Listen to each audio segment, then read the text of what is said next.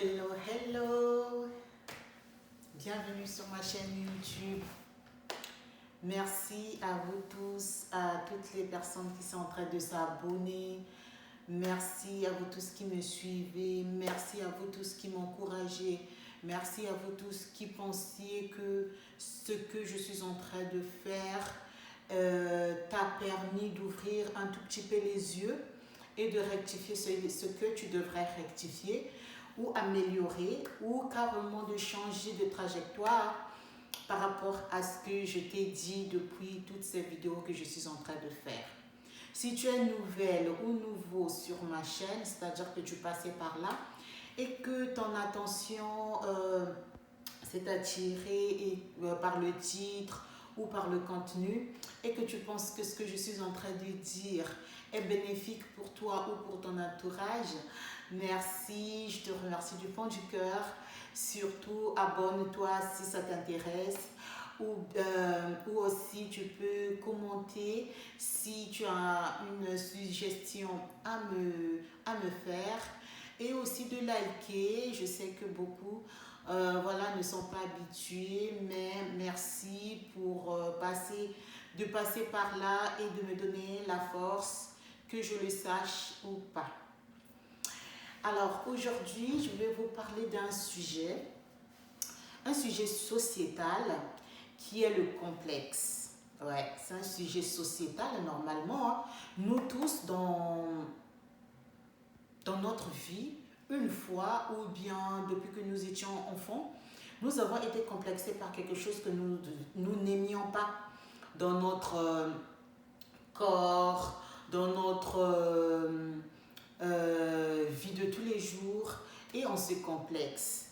Le complexe, c'est quelque chose qui est normal. Moi, selon moi, c'est mon point de vue.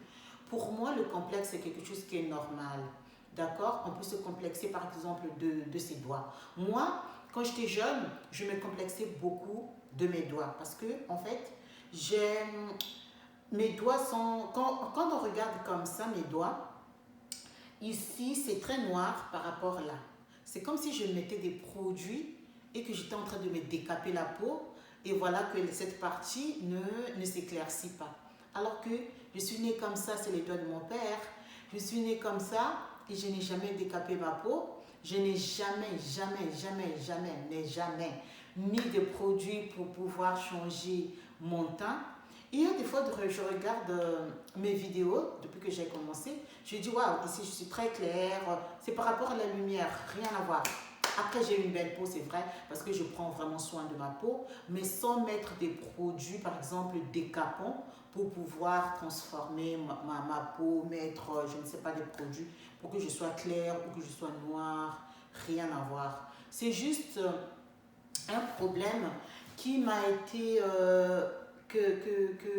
quand j'étais jeune, je crois que j'étais en quatrième ou troisième, un membre de ma famille, quelqu'un en tout cas, m'avait insulté que j'étais noire comme une chenille. Vous savez, en Afrique, il y a une grosse chenille qu'on mange, on fait du bouillon avec, c'est-à-dire on cuisine avec. C'est une chenille, mais la chenille, elle est verte. Mais celle-là, elle est tellement grosse, je ne sais pas comment on l'appelle ça en français, elle est tellement grosse, c'est vraiment c'est la forme du chenille, elle est grosse, et quand c'est sec, la chenille, elle est sèche, elle devient noire, c'est comme du poisson, il est blanc, et quand on le sèche, il devient poisson fumé, il devient noir. Et donc cette personne, quand j'étais en quatrième, il m'a insulté que j'étais trop noire, et qu'elle ne pouvait pas me mettre au monde un enfant noir comme moi. C'est une insulte et ça m'avait dérangée parce que la personne qui le disait, elle a aussi des enfants noirs qui ont le même teint que moi. Du coup, c'est comme si elle faisait l'amalgame entre ses enfants et puis ces enfants qui avaient le teint clair et puis les autres enfants qui avaient le même teint que moi.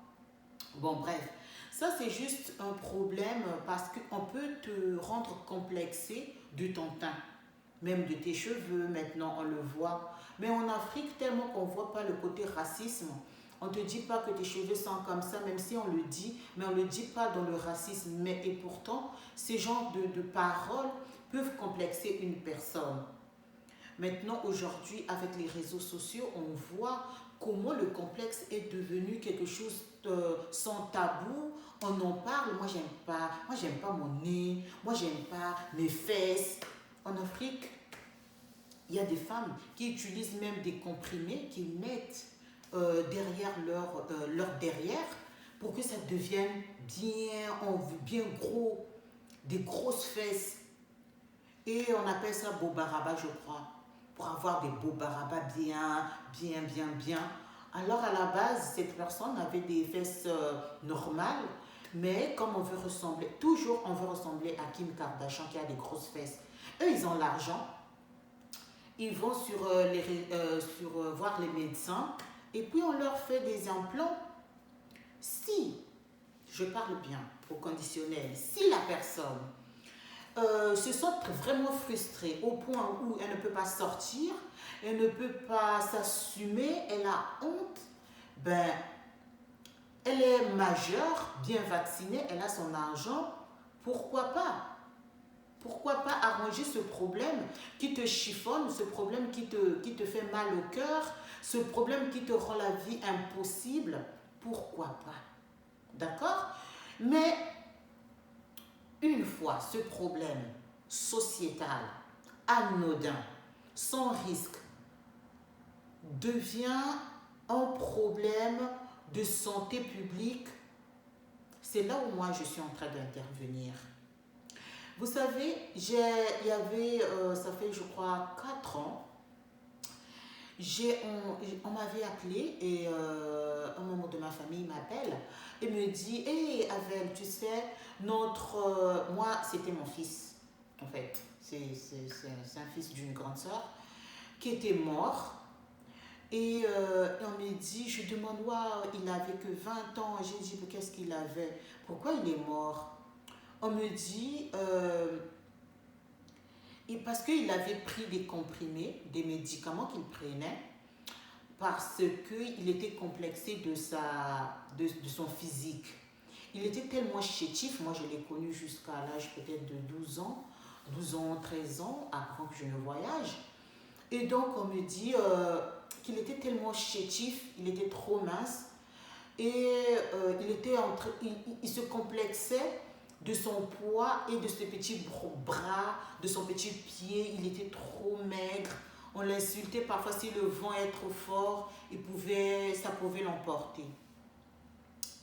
Et donc, quelqu'un l'a dit, si tu veux prendre un peu de poids, avoir des muscles, tout ça, tu vas faire le sport, c'est bien, mais sauf qu'on lui a donné des comprimés, des médicaments, pour qu'il prenne aussi ces médicaments et ça va vite se développer en fait, sa masse musculaire.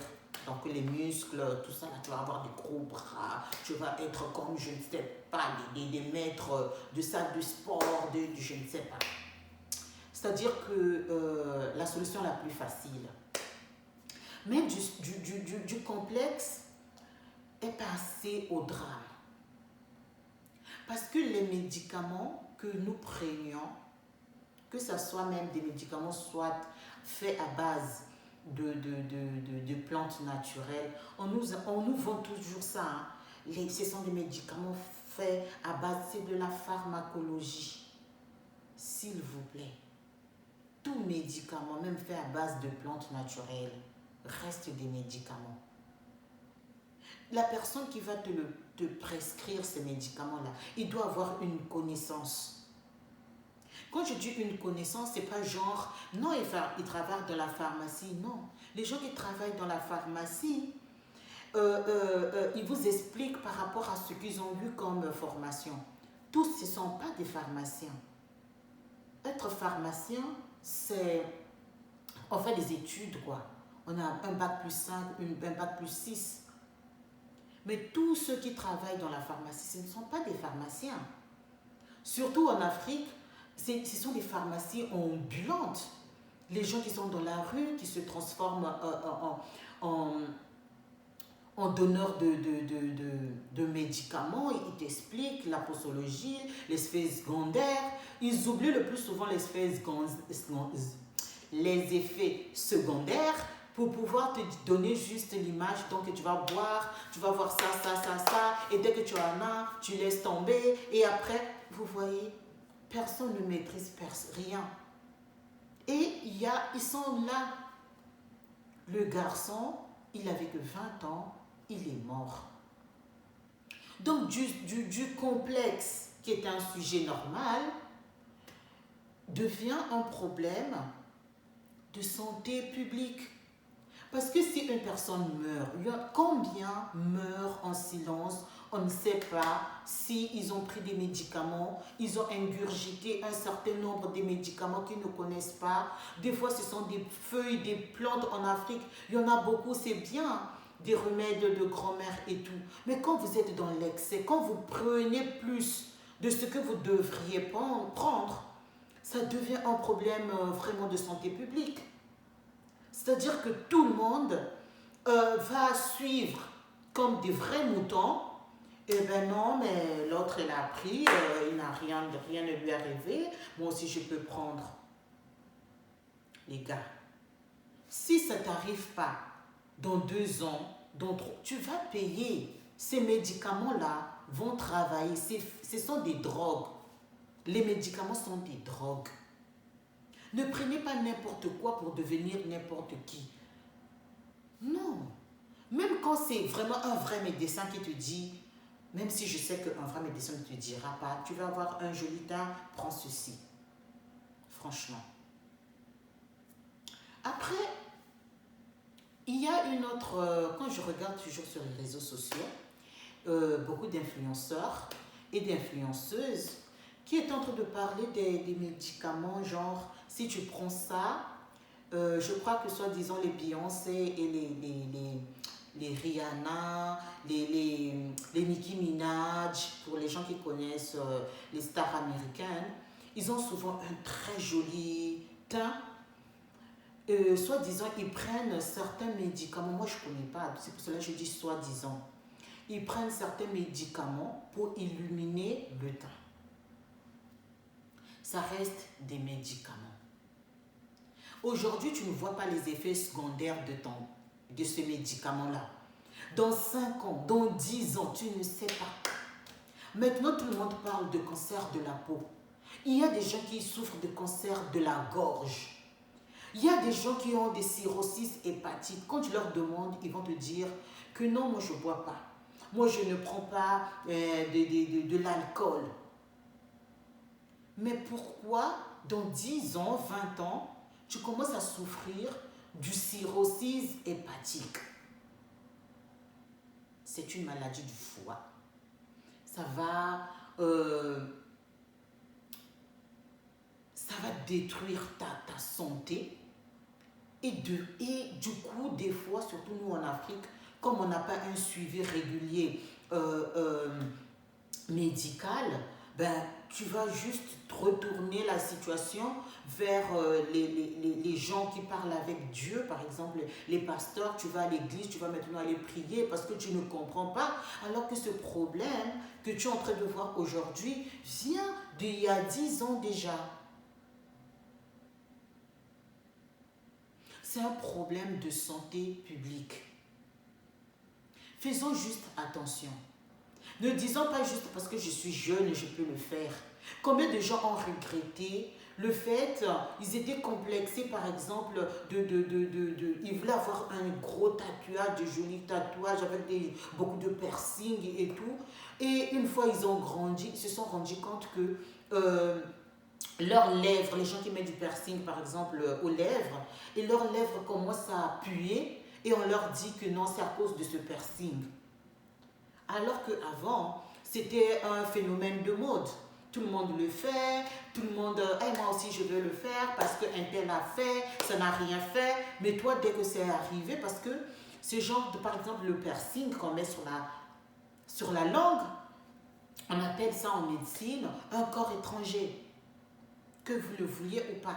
Vous êtes en train de mettre un corps étranger dans votre corps et ça peut, par exemple, te perforer la langue, ça peut abîmer, te donner une mauvaise haleine, et ça devient un problème de santé publique. Alors qu'à la base, c'était juste pour s'enjailler, comme on dit, comme disent les Ivoiriens, pour s'enjailler.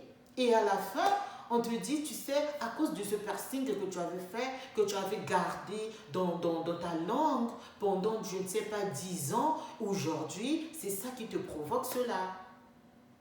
Si et seulement si le médecin cherche vraiment pourquoi du comment.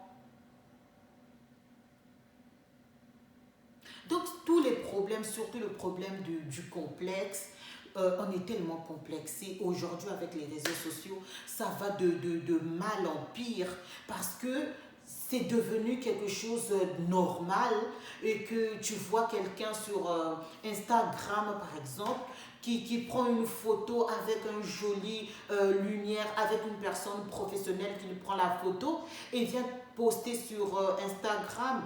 On fait des filtres, on te met un joli teint, on te met des jolies fesses, tout le monde, toutes les filles, tous les enfants qui regardent, qui ont maintenant tout le monde à le portable, qui va sur Instagram, Facebook et qu'on sort, ben, tout le monde veut ressembler à cette fille ou à ce garçon. Ah mais j'ai regardé un bel homme, il avait des pectoraux.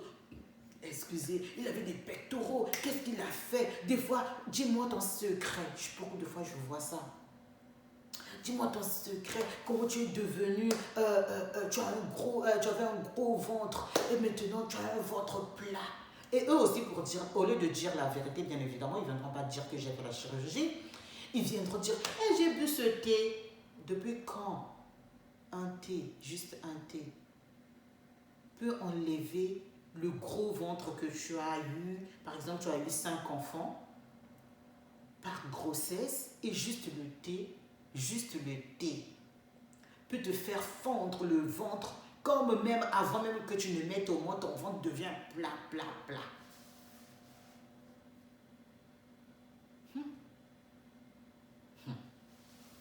Je ne vais pas rentrer dans ce sujet, il ne faudrait pas qu'on vienne dire qu'elle aussi, elle vient se mettre. Non. Moi, je vais juste parler de ce phénomène sociétal qui est le complexe. C'est vraiment un phénomène sociétal. Mais c'est aussi un problème de santé publique. De santé publique grave. Parce que les gens meurent. Aujourd'hui, tout le monde parle de chirurgie bariatrique. C'est quoi la chirurgie bariatrique? Ce que communément les gens sont en train de dire, on va lui mettre un bypass. C'est-à-dire, on va rétrécir son estomac pour des personnes obèses. Et va rétrécir son estomac. Et puis, pour qu'il mange moins, en petite quantité, afin de perdre du poids. Ça peut avérer grave si vous n'avez pas un bon suivi. Même ça, c'est une chirurgie. Une fois on t'a fait la chirurgie, c'est pas fini, mon gars. C'est pas fini, ma soeur. Il y a des contraintes sur contraintes. C'est une chirurgie. Il y a une fille ici qui est morte à cause de ça. Faudrait pas qu'il y ait, je ne sais pas, 18 000 morts pour qu'on en parle. Déjà, si une personne meurt comme ça, à cause de ce problème, alors qu'avant, on lui dit, mais tu as c'est juste le poids de tes grossesses, essaie juste de manger un peu équilibré, fais un peu le sport, essaie de t'hydrater, essaie de te reposer. C'est tout un ensemble de choses à faire pour pouvoir récupérer un bon poids. Mais non, nous on veut plus des trucs dans la rapidité. On veut juste apparaître. Jusqu'à la complication d'une chirurgie, ce n'est pas la faute au médecin. Non, ce sont les aléas de la médecine. Tu le fais pour paraître, pour faire plaisir à un homme ou pour faire plaisir aux femmes, pour des garçons. Tous les garçons veulent avoir des muscles avec une jolie poitrine. Et si tu le fais d'une manière à aller soulever les fers et autres, d'accord. Mais dès que vous commencez à mélanger avec des produits dopants, là, ça devient un problème de santé publique. Il faut qu'on parle publiquement. C'est de notre santé il s'agit. Tout le monde veut ressembler à tous les influenceurs, à toutes les filles, les influenceuses. Et il y a maintenant ce phénomène de complexe. Les complexes deviennent très. Tout le monde veut être joli, avoir une petite ceinture, avoir des grosses fesses. Si c'est pas, on te dit fais 100 squats tous les jours, c'est devenu, il faut aller t'injecter, je ne sais pas quoi. On va prendre une graisse là sur les mollets, on les met sur les fesses pour que tu aies les fesses comme Kim Kardashian, comme Khloé Kardashian. Les lèvres deviennent... Oh non, c'est comme ça. On veut ressembler à Kylie Jenner. Dans 10 ans, vous ne savez pas comment est-ce que Kylie Jenner va être. Avant d'arriver dans 10 ans, il y a déjà des retombées. Il y a des femmes, des fois, quand tu regardes, ce lèvre devient comme ça. En Afrique, avec les produits décapants. Et moi, je l'ai mis. Quand j'étais jeune, je ne mettais pas des tubes, mais des crèmes éclaircissantes. Aujourd'hui, je n'en mets pas. Vous allez dire, mais toi-même, tu es devenue jaune, je ne sais pas, clair. Non. Je ne mets pas de produits éclaircissants. Même le lait éclaircissant, je n'en mets pas. Moi, je mets le même lait que mes enfants. Je ne mets plus. J'ai dit, c'est fini. Je mettais... Je ne vais pas mentir, je ne viens pas te dire que non. Je mettais la crème éclaircissante. Pas des tubes pour décaper ma peau, pas des chimies genre je vais mélanger la pâte. Non. Je mettais des crèmes éclaircissantes. Depuis, j'en mets pas parce que j'avais des taches dans mon ventre. Et quand tu tombes enceinte, ces produits, ces crèmes éclaircissantes-là ne m'allaient plus. J'ai dit, attends. À quoi ça sert? À quoi ça sert? Pour faire plaisir à qui? Si mon garçon, mon gars avec qui je suis, tu ne veux plus de moi parce que je suis trop noire, ou bien je ne sais pas quoi, mon gars, c'est pas grave, va chercher, je ne sais pas, ma Gali, qui est beaucoup plus claire que moi, et va te donner, moi j'ai une tête bien remplie, au lieu de m'arrêter sur des trucs, parce que je me rendais compte quand je me faisais ces crèmes éclaircissantes, quand je suis tombée enceinte la première fois, à 5 mois de grossesse, j'étais devenue noire. Et pourtant, je mettais toujours la même crème. Mais j'avais le masque de grossesse. Ben, c'est pas tout le monde qui a la masque de grossesse.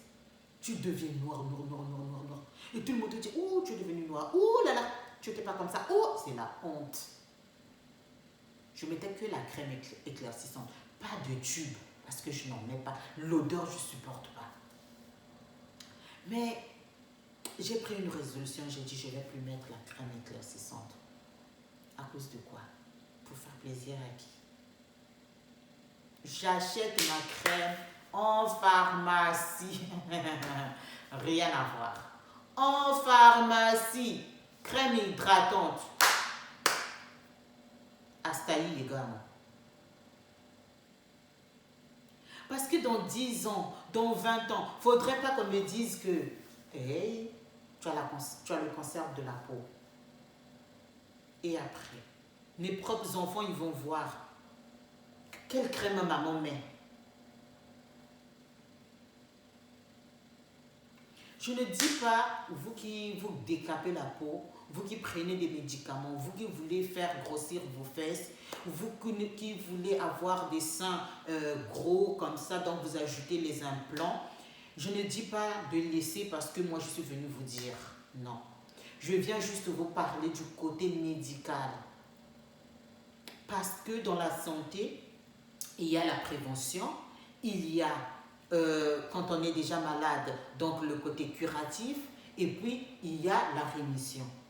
Moi, je vais faire mon travail de prévention, le côté préventif.